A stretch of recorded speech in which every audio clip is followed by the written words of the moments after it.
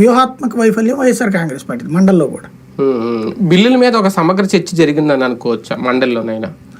ఇప్పుడు చర్చ అనేటటువంటిది ఎక్కడా లేదు రచ్చ తప్పించి. చర్చ అంటే ఎట్లా ఉండాలి? For example land grabbing act ఉంది, దానికి ఏం చర్చించాలి? ల్యాండ్ గ్రాబింగ్ 14 ఏళ్ళు జైలు శిక్ష కఠినంగానే చేస్తాం, వాడంతా చూస్తాం ఈడంతా చూస్తాం, ఇది కాదు చర్చ.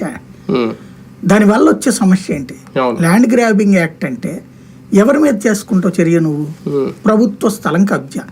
ఫర్ ఎగ్జాంపుల్ రోడ్డు పక్కన కాలువగట్టు మీద ఒకడు ఇల్లు వేసుకున్నాడు, వాడిని తీసుకెళ్లి 14 ఏళ్ళు జైల్లో పెడతావా? ఆడెవరై ఉంటాడు? ధనవంతుడు వేసుకుంటాడా? మరి ఇంకా దానివల్ల ఉపయోగం ఏంటి?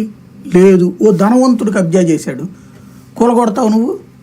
కూలగొట్టడం అంటే ఎట్లాగా జరిగినాయా? బేసిక్గా ప్రభుత్వ భూములు కబ్జా చేసిన ఎంతమంది నాయకులు ఉన్నాయి స్థలాలు? ఏం చేస్తారు వాటిట్లలో? తీసుకెళ్లి 14 ఏళ్ళు జైల్లో పెడతావా? ఫస్ట్ అసలు ల్యాండ్ గ్రాబింగ్ యాక్ట్ అనేటటువంటిదే ఓ పెద్ద శుద్ధ వ్యర్థం నన్ను అడిగితే. అయితే చట్టం దాన్ని ఏదో భయపెట్టడానికి ఏంటంటే రోజు ఆ కంప్లైంట్లు వస్తున్నాయి కాబట్టి అది అడిగారు కాబట్టి పెట్టారు.